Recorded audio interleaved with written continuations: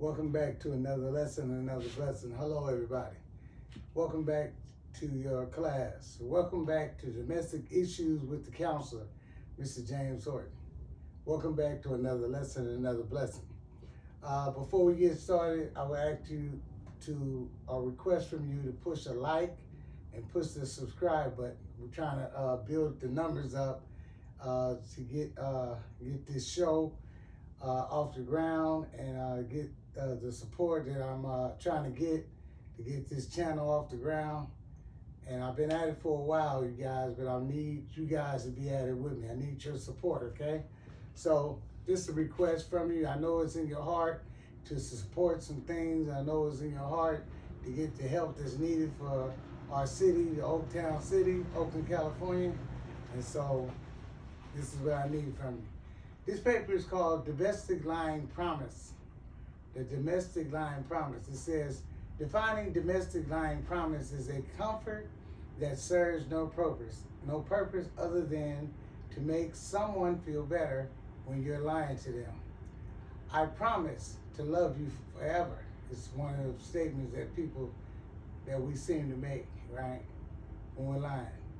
Lying is a false promise, a promise that is made with no intention of carrying it out, and especially with intent to deceive or defraud. Domestic line promises are known as void checks that one can never cash. Please answer the following questions. Number one says, domestic line promise. In most of your relationships, do you promise not to lie, or do you always lie and break most promises? Domestic line promise. In most of your relationships, do you promise not to lie, or do you always lie and break most promises? Right? Now, this is a characteristic of some people. I remember when I was young, real young, maybe 6, 7 years old, and I almost got a very serious whooping. I remember Mama telling me, especially me, she probably told my brother and sister too, but she told me, she said, if you tell me the truth, you won't get a lie. And I had just cussed a grown person out, for grabbing me.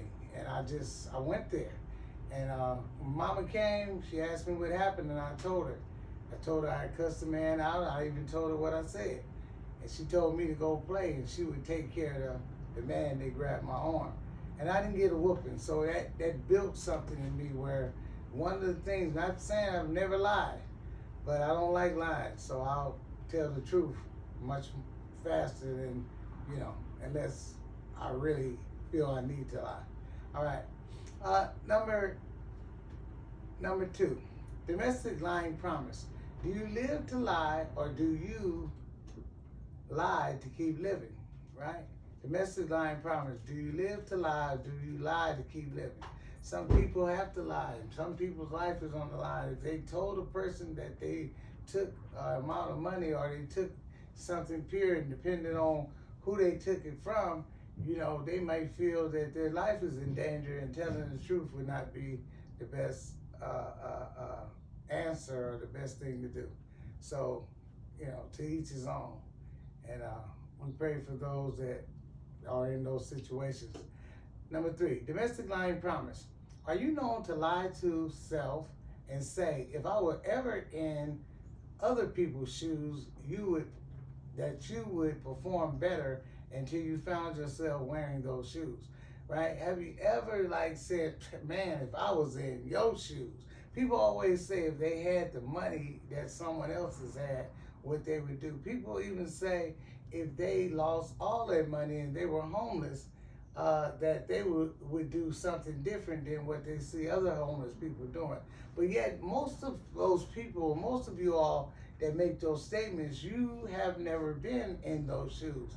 So you really don't know, and everybody seems to think or believe they have the answer until the day of death. I've said things like that before. I remember saying that I would never panhandle. I would never ask people for money in front of a store until I was put through the test, until I found myself standing on and being homeless and hopeless and tore up on drugs and other things. I found myself doing what I said I wouldn't do. So you never know what you would do in it. And today I'm not living there. And I see many people that said to me, oh, I would never live like you. I would never do this. I would never do that. And yet, in today's world, everywhere I go, every city I drive through, I see people homeless. And I see some of the people even in certain neighborhoods that once told me that they would never live in a car. And yet, at this point in time, I see that they are living in cars. You know, that's not up for me to go and remind them on what they said because it's not a joke. Nothing's funny about that. But I mean, I just want to put that here on one of the questions. Number 4, domestic line promise. When it comes to relationships, do you promise to reverse the self-loser lie you've always told you into self-loser who became a winner who worked hard to love you? Domestic line promise. When it comes to the relationship you have with yourself, do you promise to reverse the self-loser lie you've always told you, calling yourself a loser, into a loser who became a winner, who worked hard to learn how to love you, right? Now that's what time it is. You know, we all can get into a bad space.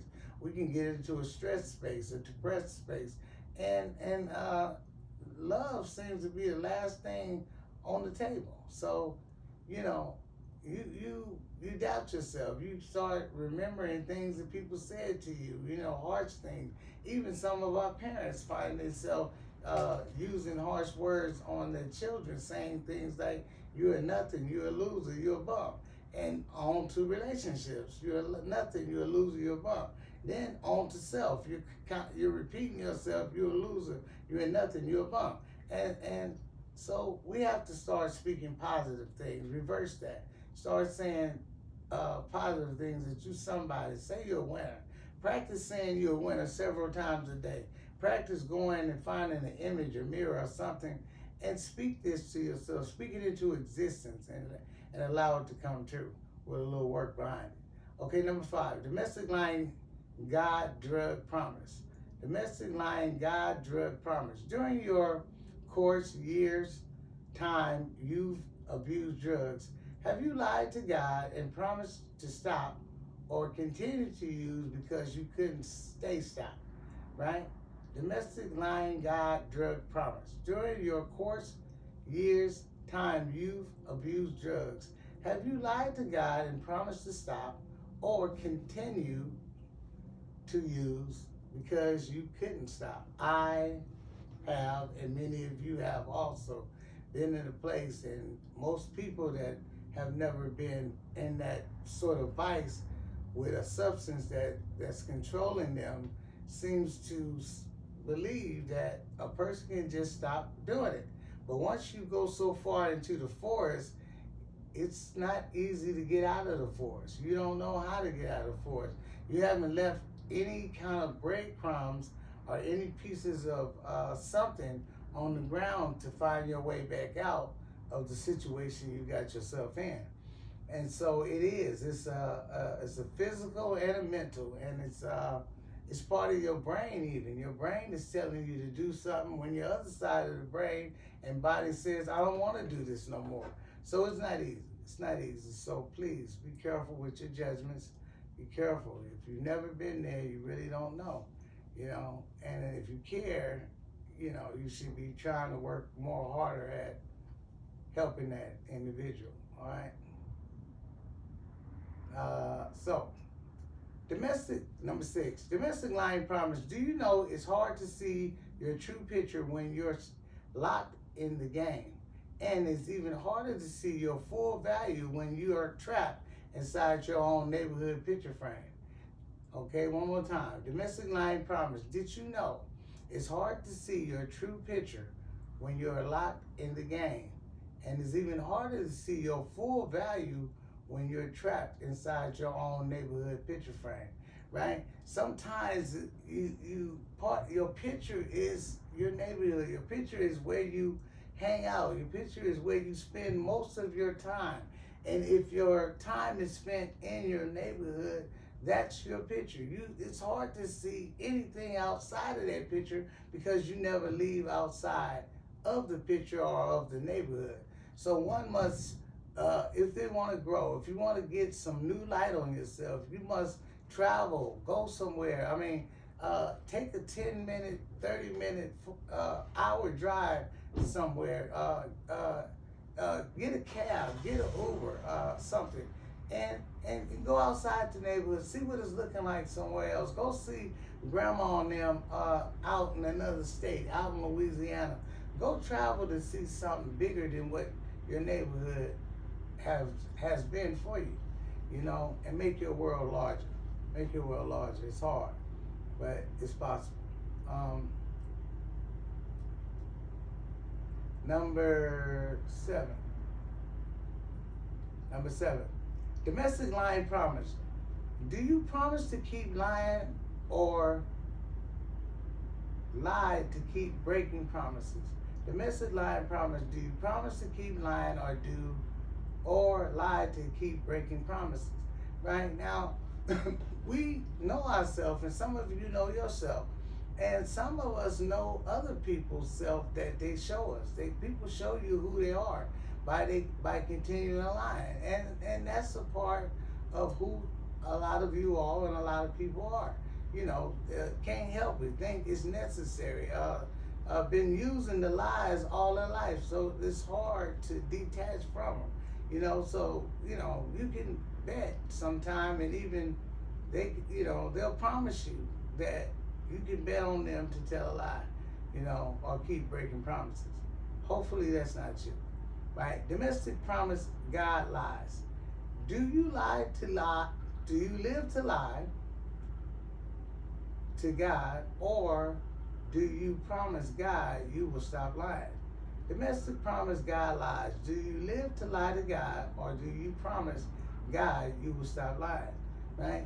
So, I mean, I don't know who your God is. I don't know if your God is a God that is a turning God, turned this way and that way. I don't know if your God is a turning doorknob or whatever, but I hope that you can get a God or have a God that doesn't turn on you like you turn on him or her or whatever you choose to be your God.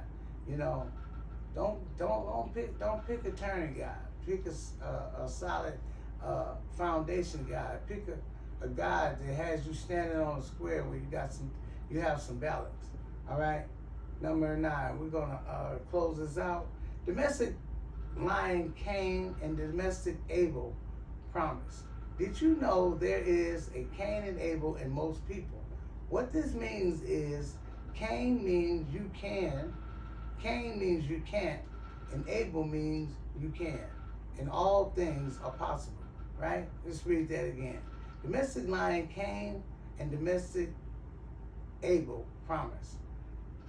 Did you know there is a Cain and Abel in most people? What this means is Cain means you can't and Abel means you can, right? And all things are possible. So, you know, they're Cain and Abel, man, and they're struggling, man. It's telling you you can't do something, and it's telling you can do something, and then you're able, and it's some possibilities. If you doubted yourself at a time, if your family or brother or sister or friend or neighbor doubted you and told you you couldn't do it, and you're joined in with that neighbor, and you're joined in with these negative people telling you that you can't succeed at getting in a better place in life, you can't succeed with getting out of an unhealthy relationship and getting into a healthy relationship with yourself and someone new, you stuck with the Cain and Abel thing. The can't on one side and the can on the other side. So I'm hoping that you can, right? And I continue to strive and tell myself I can. We have to have a self-conversation with ourselves on a regular basis, on a belief system, on a pull-up system instead of a pull-down system. And we just got to do that. But that's going to be it for your class today, your show with your counselor, Mr. James Horton. I want you to subscribe. I want you really, really to subscribe. I want you to send my request to others. I want you to send the video to your friends. and put everybody on, man. Let everybody know that there's somebody out here, there's some hope out here. I'm the hope shot, right? I'm the answer, right? I'm the answer for these problems that's going on. I've been called to do it. Many are called and few are chosen. I've been chosen and called. So I want you all to join in, be a part of me, and as I'm being and choosing to be a part of you. Subscribe to my channel, Domestic Issues with the Counselor, Mr. James